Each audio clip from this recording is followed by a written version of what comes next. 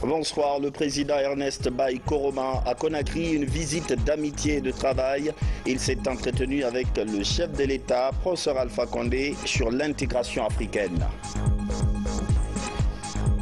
Kalinko, après la tragédie, un tour des tables pour écouter les raisons de cette barbarie. Les pyromanes semblent revenir à de meilleurs sentiments pour enterrer la hache de guerre.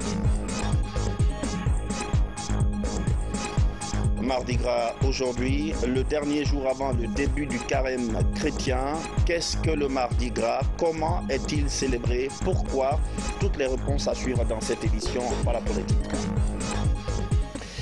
Madame, Monsieur, bonsoir. La visite d'amitié et de travail ce matin du président Ernest Bai Koroma, il a été accueilli à l'aéroport par le chef de l'État, professeur Alpha Condé. L'entretien a porté sur l'intégration et la coopération sous-régionale. Mahmoud Bari. Cette visite d'amitié et de travail du président sierra-léonais en Guinée s'inscrit dans la dynamique de renforcement des relations bilatérales. Ernest Bai Koroma a été accueilli à sa descente d'avion par le chef de l'État, professeur Alpha Condé. Ce déplacement du président léonais sera mis à profit pour passer en revue plusieurs questions, notamment d'intégration sous-régionale, de sécurité transfrontalière, de mobilité des personnes et de leurs biens, ainsi que de développement socio-économique. La Guinée partage plusieurs kilomètres de frontières avec la Sierra Leone, un État de plus de 7 millions d'habitants. Le président Alpha Condé et son hôte Ernest Bai Koroma vont également échanger sur la nécessité de promouvoir et renforcer les institutions d'intégration sous-régionale et africaine. Il s'agira pour les deux dirigeants de consolider les acquis, mais surtout de partager efficacement les expériences. Le président de la République va partager sa riche expérience en matière de gestion des affaires de l'État et de leadership en matière d'action en faveur du continent africain. Déjà, les deux chefs d'État ont eu un premier tête-à-tête ici à l'aéroport international Conakry-Bessia. Après cet entretien chaleureux et cordial, le président de la République a conduit Ernest Bai Koroma à sa résidence. Ici, un second tête-à-tête a eu lieu entre professeur Alpha Condé et le chef de l'État léonais. Une occasion de réaffirmer leur engagement à renforcer les liens d'amitié et de diversifier la coopération entre Conakry et Freetown. Ce serait une note de satisfaction que les présidents Alpha Condé de Guinée et Ernest Bai Koroma de la Sierra Leone se sont quittés cet après-midi à Conakry.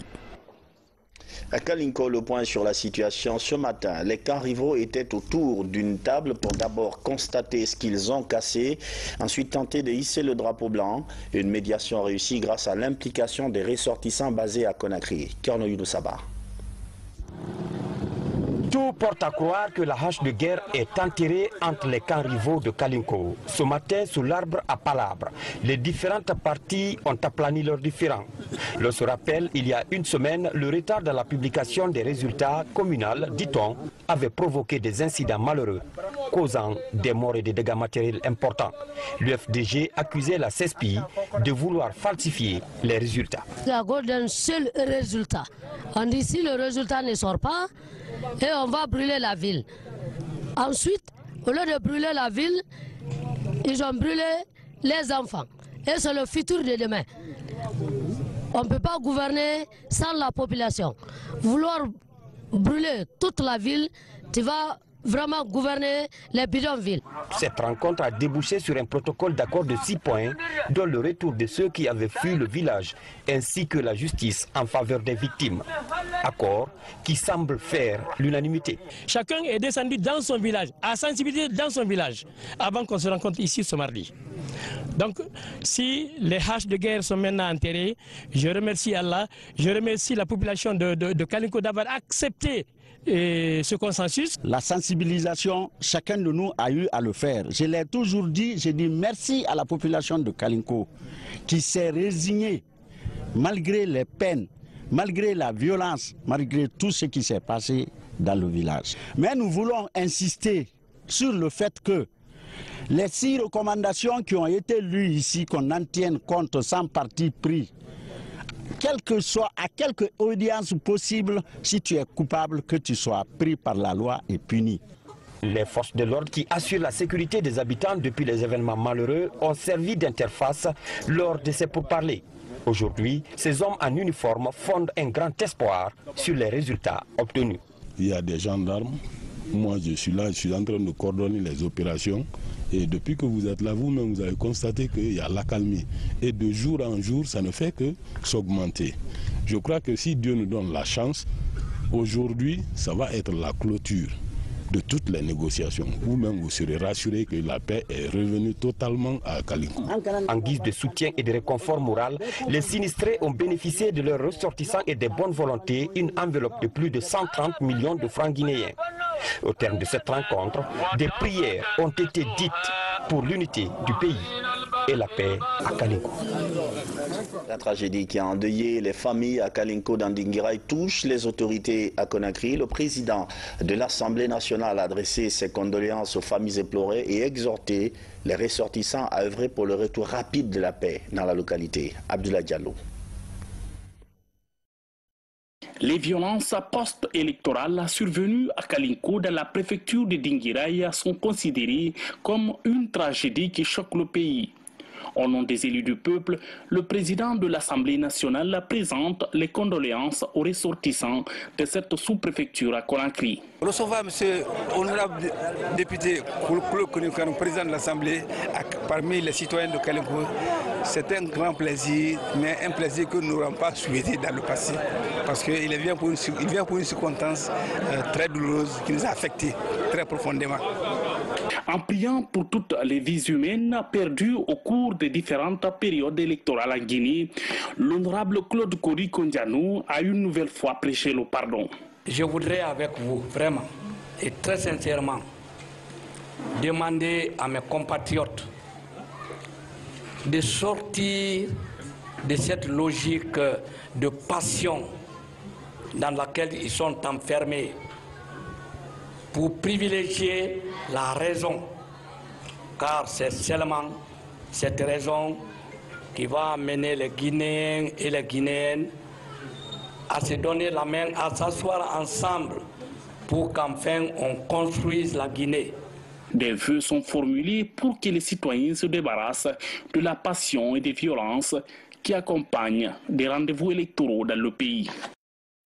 Élection locale, 9 jours après la tenue du scrutin, on n'a toujours pas les résultats globaux. Pourquoi? Sur 342 circonscriptions électorales, la CENI n'a traité qu'une centaine de procès-verbaux. Comment ce retard s'explique-t-il au sein de l'institution? Makemed Onzo. Depuis vendredi dernier, la Commission électorale nationale indépendante proclame au compte-gouttes les résultats partiels définitifs du vote du 4 février. Sur 342 circonscriptions électorales, le verdict de 180 procès-verbaux est connu. Le traitement pointueux des procès-verbaux serait à la base du retard enregistré dans la proclamation des résultats 9 jours après le scrutin. Donc la première raison pour laquelle il n'est pas possible pour la CENI de procéder à la proclamation tout de suite des résultats, parce que tout simplement, les PV sont remontés de manière physique des bureaux de vote jusqu'au niveau des lieux de centralisation. Alors, au lieu de centralisation, le travail qui est mené de manière totalement manuelle aussi. C'est la loi qui le veut comme ça. Les commissions sont mises en place, elles s'organisent pour travailler, ça prend un certain délai pour qu'elles se mettent ensemble, et qu'au soir de leur travail, ils rédigent ce qu'on appelle les PV de centralisation. Ces PV, parce qu'il y a leur opposabilité, doivent être remontés par le magistrat qui a présidé les CACV. Parce que quand nous recevons les PV ici au niveau de la centralisation, au niveau de la totalisation, nous sommes obligés de les regarder tranquillement, nous assurer que les données qui y sont inscrites sont conformes à ce qui a été fait sur le terrain. S'il y a des petites corrections à faire, nous corrigeons ces corrections. Et je crois que le président, au fur et à mesure, procède à la proclamation des résultats. Pour ces élections locales, la CENI n'a pas le droit de toucher au suffrage venant des commissions administratives de centralisation des votes. Son travail est donc bien limité. Au niveau de ces PV, il y a une donnée que nous ne touchons pas. C'est le suffrage obtenu par les entités, les listes de candidatures. Mais naturellement, étant donné que les travaux se font de manière manuelle au niveau des CACV, vous avez des incohérences entre un certain nombre de chiffres. Donc la commission de totalisation qui siège au niveau de la CENI passe toute la journée à apporter des corrections sur ces incohérences, notamment sur le taux de participation, sur le nombre de bureaux de vote, sur le nombre d'électeurs. Il y a assez d'erreurs sur ces questions-là. La proclamation des résultats définitifs partiels se poursuit au siège de l'institution électorale. Jusqu'hier lundi, les procès-verbaux de 8 circonscriptions électorales n'étaient toujours pas parvenus à la CENI. Je précise qu'après les résultats de cet après-midi, il ne reste plus que 128 circonscriptions électorales. Ces résultats sont aussi disponibles sur les réseaux sociaux, mais parfois avec des publications passionnelles. Facebook et Twitter sont-ils devenus des armes de déstabilisation de la paix? Existe-t-il surtout des dispositions juridiques pour poursuivre ceux qui incitent à la haine sur les réseaux sociaux? Élément de réponse dans ce reportage de Mamadou Saliouba. Depuis les élections du 4 février, des commentaires écrits et vidéos enveniment les réseaux sociaux. L'Agence nationale de sécurisation des systèmes informatiques, dont la mission est de lutter contre les infractions sur le net, attend toujours de faire parler d'elle. Quiconque crée, télécharge, diffuse ou met à disposition sous quelque forme que ce soit des messages, photos, écrits, dessins ou toute autre représentation de théorie ou d'idées de nature raciste ou xénophobe par le biais d'un système informatique sera coupable de délit et sera puni d'un emprisonnement de 5 ans à 10 ans de prison et d'une amende de 100 millions à 300 millions de francs guinéens. La complicité pour la commission de telles infractions est également répréhensible. En Guinée, les usagers de l'Internet sont estimés à plusieurs millions. Pour assurer leur sécurité sur la toile, la Guinée a adopté 2 textes de loi. L'un relatif aux technologies de l'information, l'autre sur la cybersécurité. Ils permettent de poursuivre les auteurs de messages de violence sur Internet. Tous les usagers de l'écosystème, des TIC et de l'Internet doivent faire preuve de responsabilité en utilisant ces outils-là, qui sont des outils formidables, mais qui peuvent s'avérer dangereux. Dangereux d'abord pour chaque individu, parce que lorsque vous ne savez pas quoi mettre, quoi dire, quoi faire, dans cet écosystème-là, sur Internet, les réseaux sociaux, vous vous exposez. Pour traquer la criminalité sur Internet, il est créé depuis 1 an une brigade mixte police-gendarmerie. Son fonctionnement peine à produire des effets sur la toile. Peut-être la dernière annonce ferme du ministre de la Citoyenneté pourrait rendre opérationnelle cette brigade. Coopération universitaire Gamal et une université de Tunis deviennent partenaires. La convention est signée. L'idée, c'est de faire un échange d'expériences dans le domaine de la médecine, entre autres. Francis Collier. Le souci pour la qualification de la formation en médecine pousse les autorités de l'université Gamal Abdel Nasser de Conakry à renforcer les bases de la coopération avec l'université Sfax de Tunisie. Il s'agit du renforcement de la capacité organisationnelle et opérationnelle de la faculté de médecine de Conakry. Dans cette démarche, les échanges d'étudiants, la formation continue en master et en doctorat, ainsi que l'intégration des NTIC pour la qualité des données figurent en bonne place. Cette convention est fort importante parce qu'elle va nous permettre de collaborer sur différents plans, à savoir la formation prégraduée des étudiants, c'est-à-dire avant le stade de licence, de master et de doctorat, mais aussi de réaliser des travaux de recherche ensemble, travaux de recherche qui viseront essentiellement la recherche appliquée pour résoudre certains problèmes que rencontre la population d'une façon générale. Le recteur de l'université de Conakry fonde de l'espoir sur cette coopération pour dynamiser le niveau de recherche médicale avec de nouvelles approches intégrant les nouvelles technologies de l'information et de la communication. Nous espérons qu'après cette signature, nous allons très rapidement mettre en œuvre cet accord de partenariat en signant des avenants, en fonction de différents domaines. En tout cas, le partenariat a pour objectif principal l'amélioration de la qualité de la formation et de la recherche dans les deux universités. Il y a par exemple les échanges d'étudiants, il y a aussi la tenue de colloques, de séminaires et des recherches communes. Donc il y a beaucoup de perspectives en vue. Avec la diversification des partenaires universitaires, la faculté de médecine odontostomatologie de Gamal pourra enfin redorer son blason. Une mission de l'administration de contrôle des grands projets est en séjour de formation à Abidjan. Le stage est assuré par le Bureau d'études techniques et de développement de Côte d'Ivoire. L'objectif est de doter la mission guinéenne d'outils performants pour qualifier les agents. Mamadi Gassama, envoyé spécial.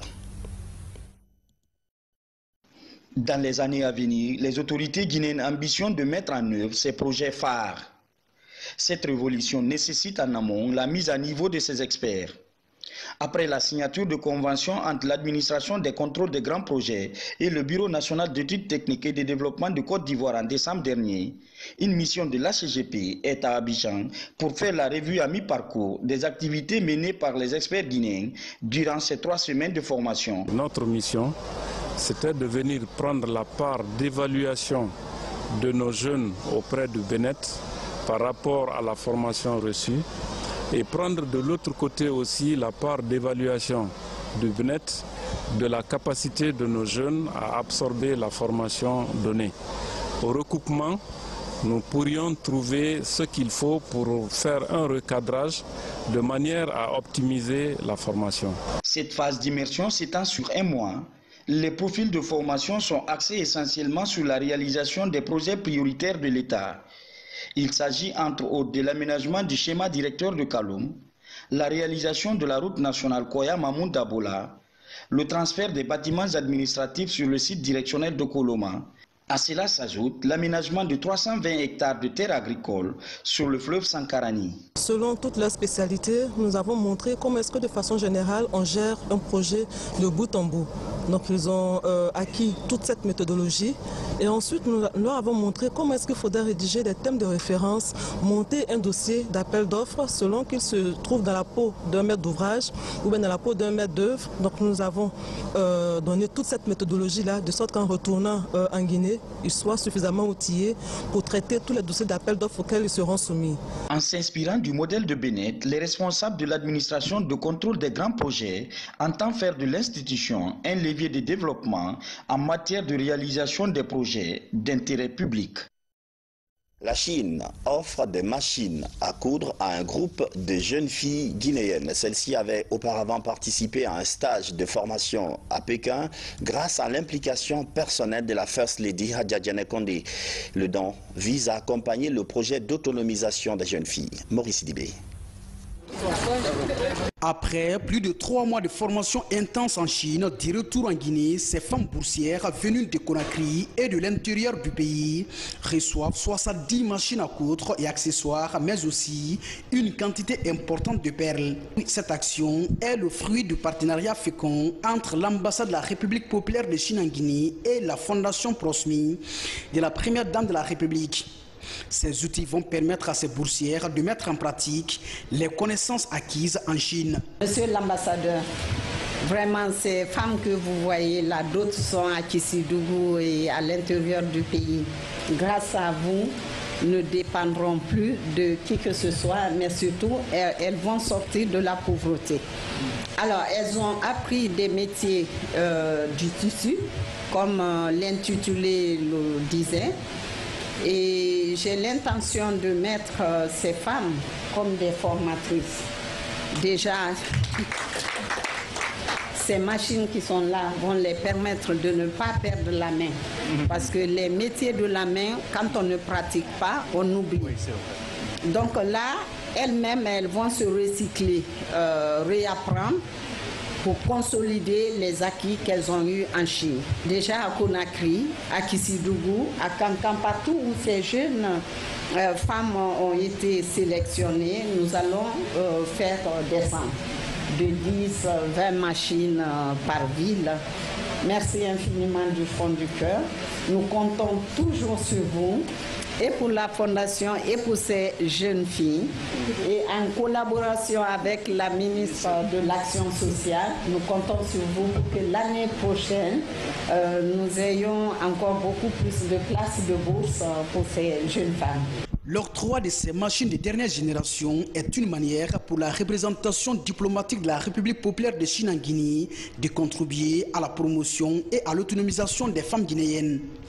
Une initiative qui s'inscrit dans le cadre de l'action pour l'amitié et la coopération sino-africaine. Ce lot de matériel composé de divers types de machines à coudre, malgré la quantité limitée, traduit encore une fois la bonne volonté de la partie chinoise de soutenir la Guinée dans sa cause de la femme et de l'enfant.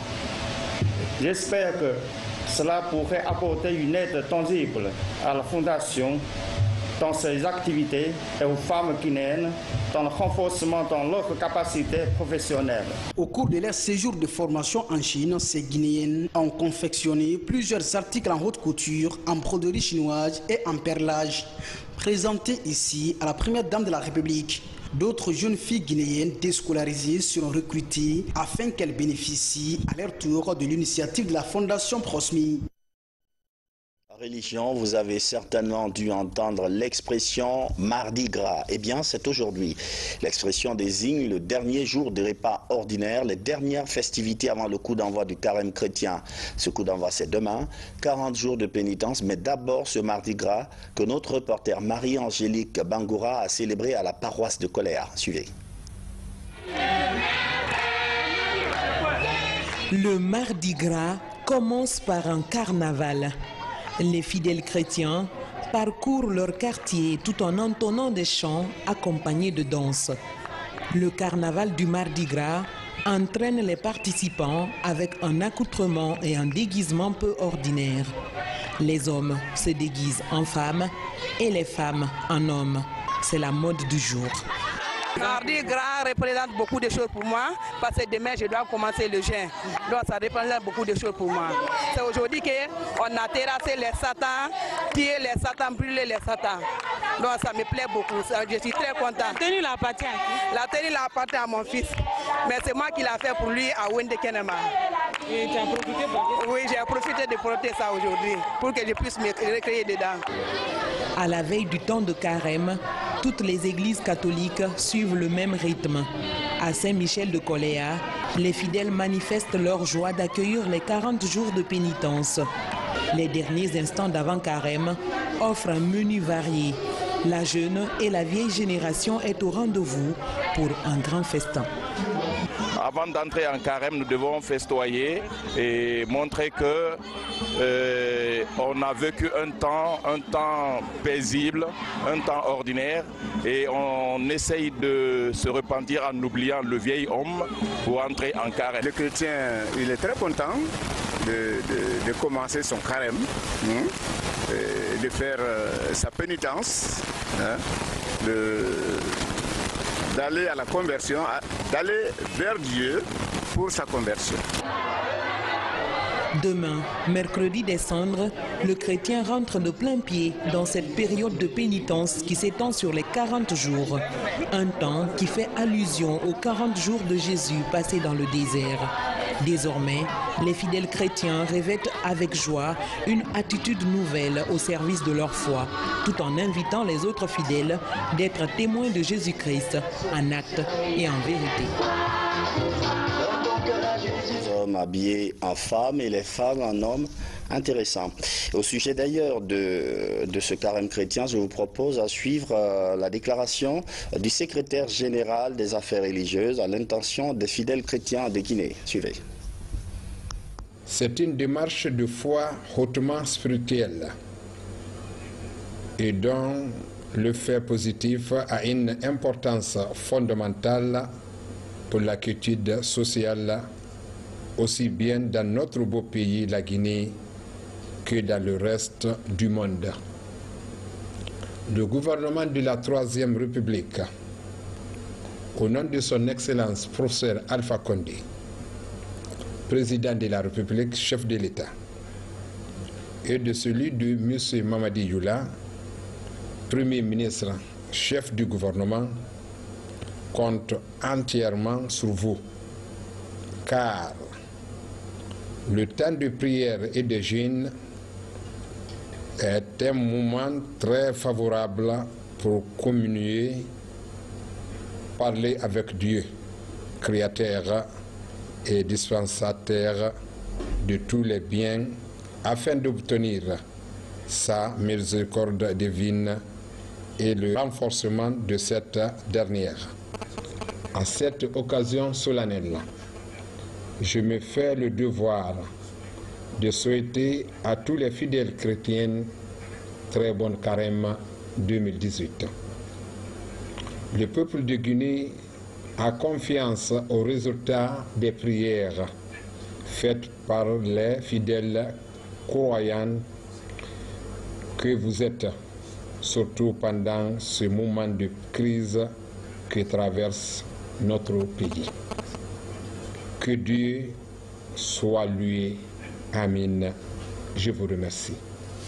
Et puisqu'on parle de christianisme, la convention d'une mission évangélique s'est ouverte hier à Conakry.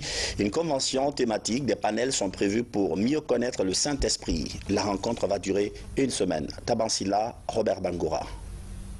Pendant 7 jours, ce temple religieux va regrouper des milliers de fidèles autour du thème « Ma gloire reverdira sans cesse et mon arc rajeunira dans ma main ». Tiré de Job, chapitre 29, verset 20. C'est en faveur de sa convention nationale, édition 2018.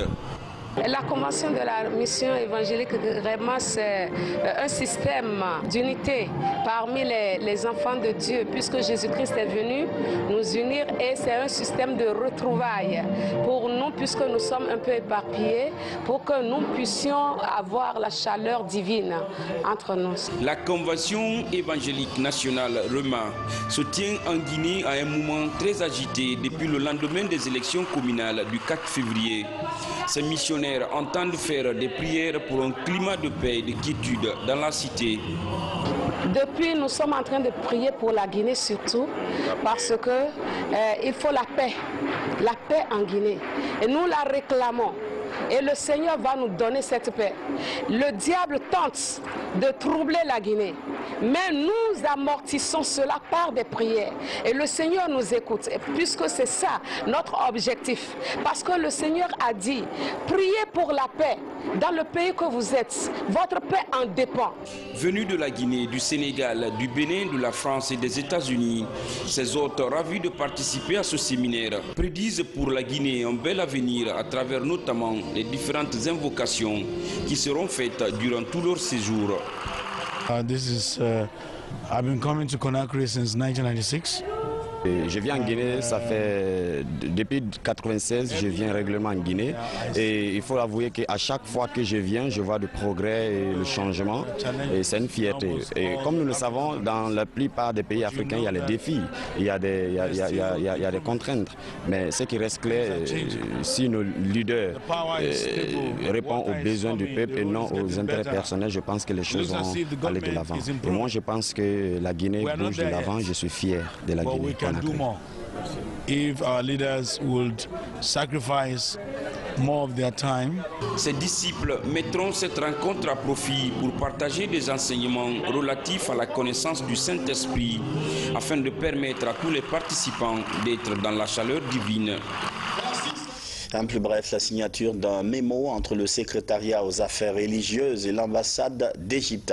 Également, une formation à l'intention de plusieurs imams du pays, mais surtout, cette sortie fracassante de la société civile condamnant l'agression perpétrée contre le président de l'institution. La Guinée en bref avec Aboubakar Diaby.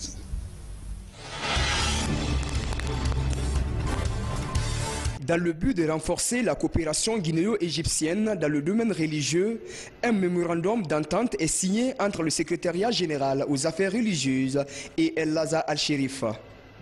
Il s'agit d'un accord visant à promouvoir la formation des étudiants issus des institutions franco-arabes du pays en leur octroyant des bourses d'études pour l'Égypte. À cette même occasion, une vingtaine de livres d'interprétation du Coran est offerte aux différentes mosquées de la capitale. Et nous sommes là pour les relations égypto-guinéennes.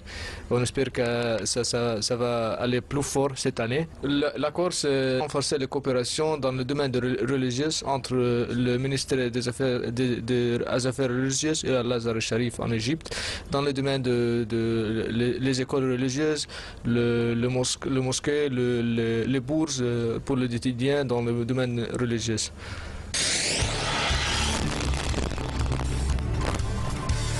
Créée il y a 30 ans, l'AEMG est une association qui regroupe les jeunes élèves et étudiants qui ont en partage un même idéal, promouvoir la foi islamique au sein de la couche juvénile.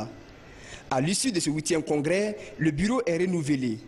Adrahim Sow passe la main à Mohamed Fodé Sako, à la tête du comité exécutif national de l'association des élèves et étudiants musulmans de Guinée. On a passé la main à une autre équipe. Grosso modo, on s'est focalisé sur l'administration et sur l'engagement des membres. Parce que l'AEMG est une structure qui a 30 ans d'existence, qui a pratiquement mon âge, donc c'est vraiment un grand travail. On a engagé assez de choses, l'administration, l'installation des organes de base, la formation, la communication. Voici de façon succincte quelques actes qu'on a pu poser. Le Conseil national des organisations de la société civile guinéenne a fait une déclaration ce mardi à son siège suite à l'attaque de son président dans la nuit du samedi 10 février 2018 sur l'axe Bambeto. Cette attaque intervient à un moment sensible de notre pays où le CNOX et ses démembrements mènent des caravanes de sensibilisation en faveur de la paix et la non-violence à Conakry et dans certaines préfectures affectées par les violences post-électorales. Au regard de cette grave et préoccupante situation, le CNOX rappelle à l'opinion nationale et internationale que l'accomplissement de son rôle de veille, d'alerte, de proposition et d'interpellation citoyenne ne doit souffrir d'aucune intimidation et des menaces devant les nobles objectifs à atteindre. Crise syndicale. Des concertations se sont ouvertes ce mardi à la primature. Autour de la table se trouvaient des membres des deux équipes du SLEG, syndicat libre des enseignants et chercheurs de Guinée, le patronat, des parents d'élèves et le Premier ministre, chef du gouvernement.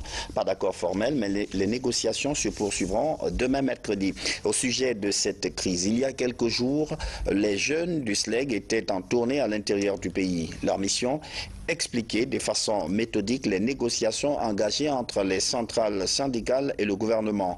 De retour à Conakry, l'équipe a fait un compte-rendu aux médias. Je vous propose de suivre un extrait de la responsable des conflits de l'USTG. Suivez. Nous venons de rentrer d'une mission à l'intérieur du pays. Toutes les préfectures de la Guinée aujourd'hui, au niveau de l'éducation et au niveau des autres secteurs de la fonction publique, on est allé faire un large dialogue inclusif. Qu'est-ce que ce dialogue inclusif veut dire? C'est de dire la vérité, rien que la vérité à nos fonctionnaires, à nos intellectuels et surtout à nos jeunes enseignants. Quand un mouvement se déclenche, d'abord les 40% sur la valeur monétaire du point d'indice, c'est un acquis de l'intercentrale et de l'intersyndical de l'éducation. Ça ne vient pas d'un individu. Quand maintenant ces individus veulent s'accaparer de cet acquis de 40% que le syndicat a eu pour dire que si moi j'étais là, on allait appliquer les 40% à la fois, vous voyez là où le bas blesse. En plus, pour agrémenter ces différentes plateformes que nous ne considérons pas aujourd'hui, parce qu'une plateforme concernant l'augmentation des salaires est fondée sur une base de pourcentage et non sur une base chiffrée. On dit aux jeunes, suivez-nous. Quand nous réussissons avec notre plateforme, vous aurez 8 millions comme salaire de base. On a vu ça dans aucun pays du monde. Même à Jakarta, quand on veut faire des négociations autour d'une augmentation salariale, c'est sur base de pourcentage, mais pas sur base chiffrée. Je vous reviens encore pour vous dire, le risque dont vous parlez, c'est un risque aujourd'hui qui interpelle tout le monde. C'est un risque qui interpelle vous les journalistes, parce que vous êtes là, c'est pour encore rassurer le peuple de Guinée, pour ne pas qu'il y ait casse, pour ne pas qu'il y ait mort d'homme, pour ne pas qu'il y ait violation, ou en tout cas pour ne pas qu'il y ait des filles ou des garçons violentés. Donc ça nous interpelle tous. Ça interpelle les parents d'élèves. On aurait souhaité que les parents d'élèves, c'est-à-dire l'association des parents d'élèves, soient avec ces jeunes que vous voyez là, pour dire aux parents d'élèves que les enfants, nous ne souhaitons pas qu'il y ait une année blanche, parce que nous défendons les causes des travailleurs et des causes justes. Ça nous interpelle, nous, en tant que syndicalistes, pour ne pas que quelqu'un d'autre ou un autre groupe se désolidarise pour prendre les acquis que le mouvement syndical a fait avec les deux centrales syndicales les plus représentatives, la CNTG et l'USTG, avec leur fédération de l'éducation, la FSP et le SLEG, que quelqu'un s'accapare de ça pour dire c'est moi ou rien. Là, ça nous interpelle à tous. Je vous ai dit tout à l'heure qu'on est revenu de l'intérieur, il y a même des équipes qui sont encore à l'intérieur. Quand on a fini notre dialogue inclusif, quand on a donné toutes les explications y afférentes, comme l'ont fait les jeunes tout à l'heure, du moins, ils étaient là, ils se demandaient mais pourquoi on a suivi ce mouvement, pourquoi? Ils nous ont reproché d'une seule chose. Je suis pour la vérité, rien que la vérité. Il y a une rétention d'informations. Et qu'est-ce qui a fait qu'il y a eu manque de communication? Ça, c'est un protocole d'accord à mi-parcours qui a été signé. Il fallait attendre qu'on termine les autres points de la plateforme revendicative. D'abord, concernant le reste des points sur l'éducation, sur la santé, parce que la santé a le même statut particulier que l'éducation. Sur les 12 points de la santé, on n'avait touché que 3 points. Pendant qu'à l'éducation, il ne restait que ce point concernant les 1030 qui intéressent et l'éducation et la santé. Donc ce protocole à mi-parcours a été signé. Ils se sont accaparés de ça pour dire non, si nous on était autour de cette table-là, au lieu de faire des échelonnements sur les 40%, on allait les payer maintenant là, à la fois. Et maintenant, suivez-moi, dès après ça, on va faire un mouvement et vous aurez 8 millions comme salaire de base. Vous êtes des jeunes. On est tous pressés aujourd'hui à avoir de l'argent. Dès que quelqu'un entend ça, au lieu de chercher à comprendre les tenants et les aboutissants, il saute pour la chose et puis il suit. C'est comme ça que ça s'est passé exactement. Et nous qui revenons des missions là, nous connaissons déjà la position de nos enseignants à l'intérieur du pays qui disent qu'ils sont suffisamment informés, qu'ils sont avec le mouvement syndical guinéen. Ils sont avec les deux centrales les plus représentatives dans le cadre de l'amélioration de leurs conditions de vie et de travail. À l'intégralité de cette intervention tout à l'heure, juste le temps de refermer cette édition en précisant que les négociations syndicales qui se sont ouvertes aujourd'hui à la primature se poursuivront demain mercredi. Bonsoir.